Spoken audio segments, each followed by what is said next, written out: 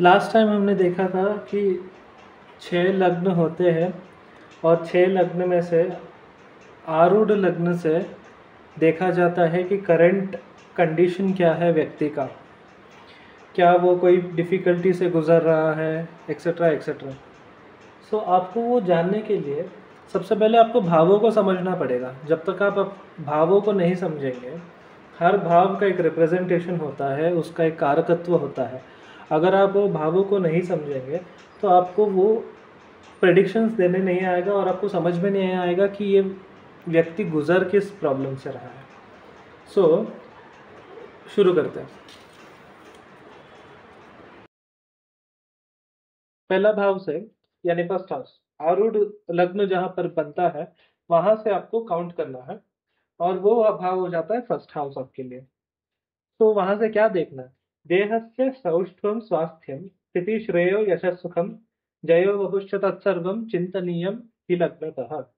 लग्न से क्या देखा जाता है? एक का शरीर शेप क्या है, हेल्थ क्या कैसा है, उसकी उसके पास देह में प्रबलता है क्या, उसके पास पॉलिटिकल पावर है नहीं है,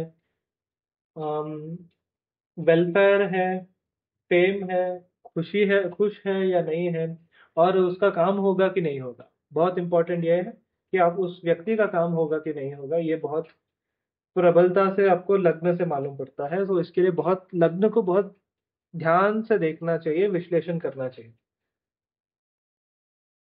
अब आ जाता है दूसरा भाव। अब दूसरे भाव से हम क्या देखेंगे? भर्तव्यम अखिलम वित्तम वाणी चक्षुष दक्षिणाम विद्याश्च विविधा ह्योत्सर्गम चिंतनीयम द्वितीयतः। अब दूसरे भाव से हम देखेंगे कुटुंब, धन, उसकी वाक, उसके बाद उसकी जो दक्षिण आँख यानी राइट साइड की आँख है, और उसके बाद उसके पास विद्या, विद्या और इस विद्या यानी यहाँ पर करंट कंडीशन में एजुकेशन हो जाएगा। तो सेकेंड हाउस से भी आप एजुकेशन देखेंगे। यूजुअली फिफ्थ हाउस बोलते हैं, फिफ्थ हाउस भी है, सेकेंड हाउस भी है। वो अप्रोप्रिएट दशा और अंतरदशा में आपको वो स्पेसिफिक रिजल्ट दिखने मिलता है। So never to leave this. So आपको इससे पता चलता है कि आरूढ़ लग्न से द्वितीय भाव में ये एक का देखना है। अब आ जाता है तृतीय भाव में। तृतीय भाव से आपको देखना है कि आपको धैर्यम वीर्यम च दुर्बुद्धि सहोदर पराक्रमो दक्ष कर्ण सहायो च चिंतनीयम तृतीयतः। उसका करेज और कितना साहसी है, उसके पास बुद्धि कैसा है, उस व्यक्ति का दुर्बुद्धि है, अच्छा बुद्धि है, उसका मॉरल मॉरल वैल्यू कितना अच्छा है, वो आपको वहाँ से पता चलता है।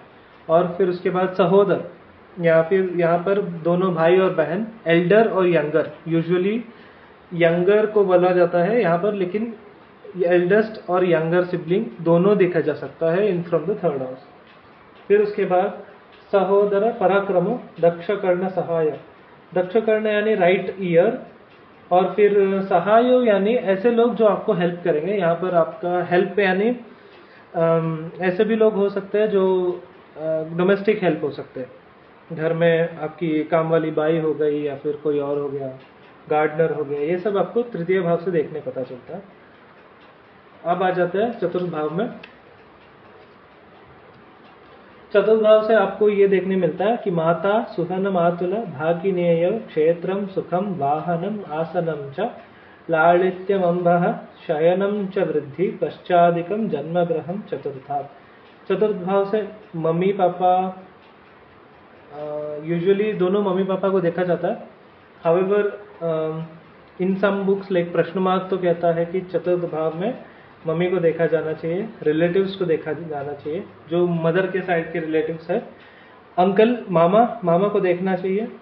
फिर उसके बाद भांजा को देखा जा सकता है, घर प्रॉपर्टी, खुश है दुखी है, उसके पास व्हीकल कैसे है, और उसका नाम है, फेम है, वो सब आपको फोर्थ हाउस से देखने मिलेगा। फिर बेड आपको मालूम पड़ेगा, जिस शैया पे आप सोते हैं वो फोर्थ हाउस से मालूम पड़ता है। फिर उसके बाद वाटर यहाँ पर स्पेसिफिकली मेंशन किया है। वाटर यानी यहाँ पर आपका घर का कुआं हो सकता है, नल हो सकता है, बोरवेल हो सकता है, ये सब आपको फोर्थ हाउस से देखने मिलेगा। फिर उसके बाद अगर आपके पास गाय भैंस है, कुत्ता है, बिल्ली है, ये सब आपको चतुर्थ भाव से देखने मिलता है। इसके बाद पांचवें भाव से आपको देखने मिलेगा प्रज्ञा, प्रतिमा, मेधा, विवेक शक्ति, पुरातनम पुण्यम, मंत्रामत्यनुजा, पंचम भत्स्यो मनस्यपि चिंत्यम। प्रज्ञा, प्रतिभा यानी आपकी जो इंटेलिजेंस है, आपका जो स्किल लेवल है, वो आपको पता चलेगा फिफ्थ हाउस से। प्रज्ञा यानी आप कितने आपका जो मेमोरी का पावर कैसा है, वो आपको पता चलेगा। विवेक शक्ति ही आपके पास लॉजिक कितना आप अच्छे से अप्लाई कर पाते हो, क्या आप फेटलिस्टिकली बिलीव करते हो। अगर आप देखोगे कि मोस्ट ऑफ द टेररिस्ट जो होते हैं उन लोगों का फिफ्थ हाउस काफ़ी ख़राब होता है, लेकिन अगर आप प्रश्न चार्ट में भी यूज़ करोगे तो उसके लिए भी सेम रूल एप्लीकेबल है।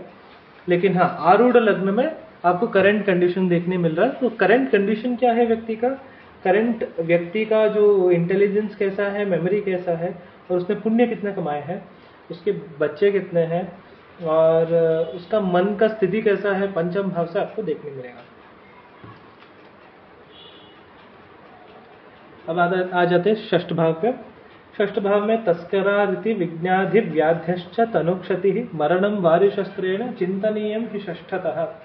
षष्ठ भाव से आपको चोर, डाकू, फिर उसके बाद ऐसे वस्तु जो आपको ऑब्स्टेकल क्रिएट करेंगे, आपके काम नहीं होने देंगे, कोई ना कोई चैलेंजेस, वो आपको सिक्स्थ हाउस से देखने मिलेगा। वो व्यक्ति का करंट प्रॉब्लम क्या है, करंट वरी क्या है, मेंटली वो क्यों परेशान है, और अगर वो बीमार है तो किस रीज़न से बीमार है, कौन सा टाइप का डिसीज़ है। और अगर हाँ, ये सिक्स हाउस आपको ये भी दिखाएगा, बहुत इंटरेस्टिंग फैक्टर ये है कि आपको ये देखने मिलेगा कि इस व्यक्ति का अगर मृत्यु संकट है, मृत्यु योग है, तो यूजुअली वो अगर एनिमीज के हाथों से हो रहा है या वेपन से मर्डर्स वगैरह हो रहा है, तो आपको ये स्पेसिफिकली सिक्स हाउस देखने बोल रहा है। सो ये बहुत इंपॉर्टेंट है, आपको नोट करना चाहिए। इसके बाद सेवेंथ हाउस पर जाएंगे। आरूढ़ लग्न से सेवेंथ हाउस में आपको देखने मिलेगा विवाह, मदनालेका, भार्या भर्तृ समागम, शय्या स्त्री नष्टार्थम, मैथुन्यानपि सप्तमा। आपको देखने मिलेगा कि शादी और उसका सेक्सुअल इंस्टिंक्ट, वो उसका सेक्स करने का पैटर्न क्या है, वो हर एक व्यक्ति का सेक्स करने का एक पैटर्न होता है। सो वो किस रीति से करता है, कैसे करता है, और नहीं इंटरेस्ट है, वो भी देखने मिलेगा आपको सेवेंथ भाव से। एंड वाइफ और हस्बैंड, और दूसरे लोगों के साथ रिलेशन कैसा है, आसपास के लोगों के साथ रिलेशन क्या अच्छा है, बुरा है, झगड़ा करता है सब लोगों के साथ, वो आपको देखने मिलेगा। और आपको जो बेड होता है वो भी आपको मालूम पड़ेगा यहाँ पर सेवेंथ हाउस से। यूजुअली फोर्थ हाउस वाला जो बेड है वो यूजुअली इस चीज़ के लिए उपयोग किया जाता है जहाँ पर आप रेस्ट कर रहे हो, एक काउच जैसा ये। लेकिन ये सेवेंथ हाउस वाला जो बेड है, यहाँ पर आप लिटरली सो रहे हो, ठीक है। फिर उसके बाद वाइफ का बर्थ प्लेस, वाइफ कहाँ से बिलोंग करेगी, वाइफ किस डायरेक्शन से बिलोंग करेगी, ये आपको सेवेंथ हाउस से देखने मिलेगा। फिर उसके बाद अगर कुछ गायब हो गया है, चोरी हो गया है, वो भी सेवेंथ हाउस से देखने मिलेगा। अगर कुछ गुम गया है, वो भी सेवेंथ हाउस से देखना चाहिए।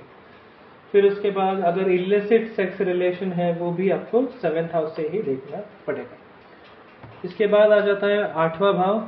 आठवां भाव में प्रश्न मार्क कहता है कि आपको सर्व प्राणाशो विपदोपवादो हेतु प्रदेशो मरणस्य दासः मठाधिकम वेश्म गदाश्च विघ्न विचिंतनीय पुनरष्टमेन। इसका अर्थ यह है कि सबसे पहले सब कुछ जो डिस्ट्रॉय हो जाता है, शरीर का हो गया या फिर मनस्थिति हो गया, आपका कोई काम हो गया, उस चीज़ के बारे में अगर कुछ, हर चीज़ का जो नुकसान वाला चीज़ है ना, वो आपको अष्टम भाव से देखना। फिर उसके बाद सामने वाले का नाम खराब होना, कैसे मरेगा वो व्यक्ति, और मरेगा तो कहाँ पर मरेगा, ये आपको पता चलेगा आठवें भाव से। फिर उसके बाद आपको सर्वेंट्स, जो काम करने वाले हैं आपके नीचे, आप जो उनको पैसे देते हैं, काम करने के लिए आपका, वो हो सकता है 8वें भाव से। फिर आपका आउट हाउस हो गया, मठ हो गए, मठ स्पेसिफिकली यहाँ पर मठ बोला गया है। मठ यानी यहाँ पर रिलीजियस इंस्टीट्यूशंस हो गए। सो अगर आप कोई मठ या मंदिर से जुड़े हुए हैं, वो 8th हाउस से संबंधित है। सो ये भी याद रखें। फिर उसके बाद अगर कोई क्रॉनिक डिजीज है जो बार बार रिकर होता रहता है, 8th हाउस वाला disease can cause them death. So ऐसे डिजीज जो बार बार आते हैं and it declines the body's health, ये आपको 8वें भाव से देखने मिलेगा। फिर उसके बाद जो विघ्न आते हैं, वो स्पेसिफिक शारीरिक हो गए, मानसिक हो गए, वो सब विघ्न आपको 8म भाव से देखने लगता है। आ जाता है हम भाग्य भाव पे। भाग्य भाव में आपको ये देखने मिलेगा, भाग्य धर्म दया पुण्य तपसा सुतात्मजा दानोपासन सौशील्य गुरवो नवमादुमि। तो इसका अर्थ यह है कि भाग्य क्या है, उसका लक कैसा है उसका। धर्म यानी आपका हो गया कोई स्पेसिफिक मत को फॉलो करता है, तो शैव मत, वैष्णव मत, अगर वो इस्लाम को फॉलो करता है, वो रिलीजन आपको बेसिकली देखने मिलेगा वहाँ से। और उसका दया, यानी यहाँ पर दया के बारे में बताया गया है कि उनका जो नेचर है वो कैसा है, कि वो दूसरों लोगों के प्रति अच्छा बर्ताव रखता है, कंपैशनेट है, ये आपको देखने मिलेगा भाग्य भाव से। फिर उसके बाद आ जाता है उसने पुण्य कितना कमाया है, वो आपको देखने मिलेगा। फिर अध्यात्म साधना में कितना अध्यात्म साधना कर रहा है वो व्यक्ति, वो आपको पता चलेगा। कौन सी देवता का उपासना कर रहा है, वो आपको भाग्य भाव से पता चलेगा।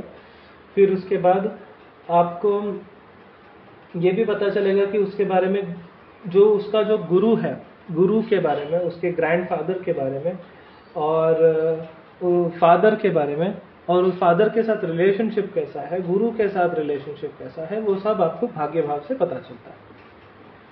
Moving on to 10th house, दशम भाव। दशम भाव का आपको देखने मिलेगा कि देवालय नगर सभा मार्गालय दास सर्वकर्मणि आज्ञालंबनमेत सर्वम चिंतनीयम ही दशमेन। इसका मतलब यह है कि मंदिर हो गए, देवालय, मंदिर में एंट्री करना, मंदिर में रहना, मंदिर में पूजा करना, ये सब चीज आपको 10th हाउस से देखने मिलेगा। वो कौन से ग्राम में रहता है, वो ग्राम में अगर सड़क बनी है, नहीं बनी है, जो बेसिकली बाहर, घर से बाहर निकलते ही ये घर है, घर से बाहर वाला जो जगह है, ये सब आपको 10th हाउस से देखने मिलेगा। और आसपास क्या है, और अगर कोई टाउन हॉल है, टाउन का हॉल होता है, फिर रोड होता है, ये सब आपको 10th हाउस से मिलेगा। उसका व्यक्ति का बिहेवियर कैसा है वो आपको पता चलेगा। फिर उसके बाद बिहेवियर यानी स्पेसिफिकली एक्शन कैसा होता है, अच्छा एक्शन कर रहा है, बुरा एक्शन, ये ऐसा जगह है जहां पर आपको कर्म मालूम पड़ता है। चोरी किया, मारता है, पीटता है, वो सब आपको 10th हाउस में एप्लिकेशन से मालूम पड़ेगा। फिर उसके बाद आ जाता है जो अपने अंदर नीचे बहुत सारे लोगों को काम पे रखता है, वो भी 10th हाउस से आपको पता चलेगा। आगे बढ़कर हम देखते हैं कि 11th हाउस में आप क्या देखेंगे। सर्वाभीष्टगामो ज्येष्ठ भ्राता जाता निजात्मजा वाम कर्णार्थ लाभश्च चिंत्या एकादशेन ते।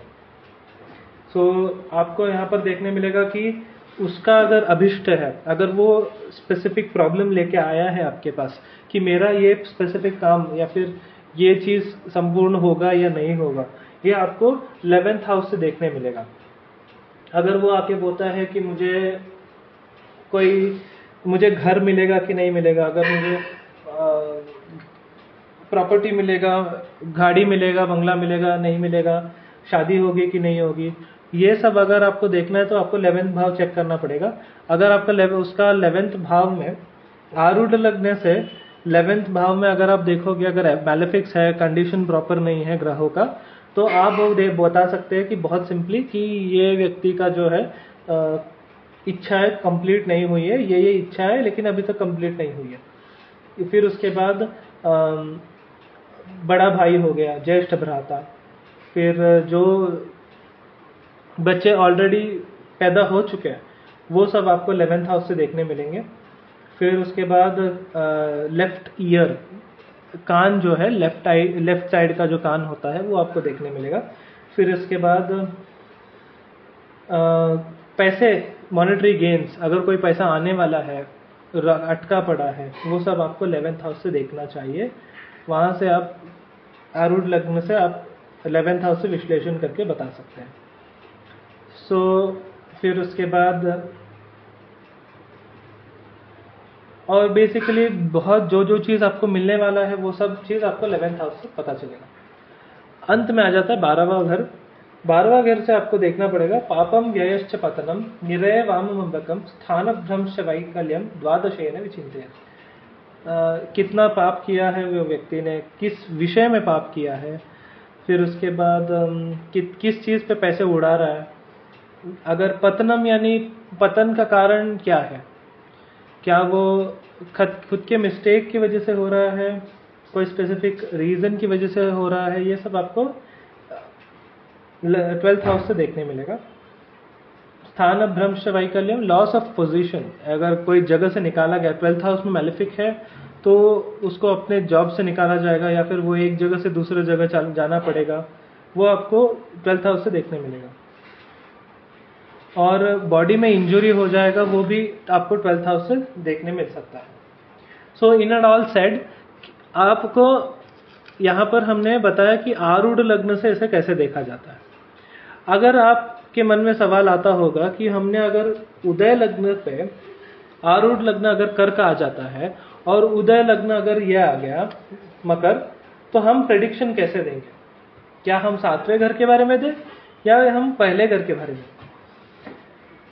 बात यह है कि अगर आपको व्यक्ति का करंट सिचुएशन के बारे में बताना है तो आपको आरूढ़ लग्न से कैलकुलेट करके प्रथम भाव, द्वितीय भाव इत्यादि के बारे में आपको बताना पड़ेगा।